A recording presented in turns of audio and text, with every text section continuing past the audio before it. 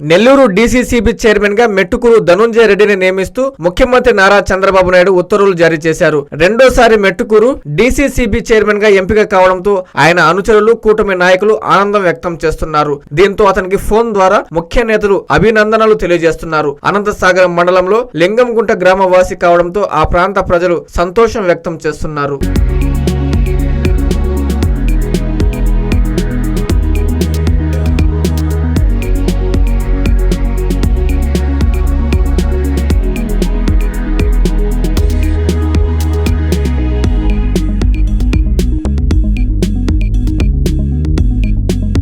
Hi Lord, please subscribe to N3 TV.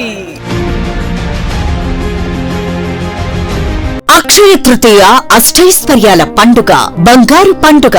బంగారం ధర పెరుగుతోందని చింత ఎలా? సిఎంఆర్ జ్యువెలరీ ఉందిగా మన చింత.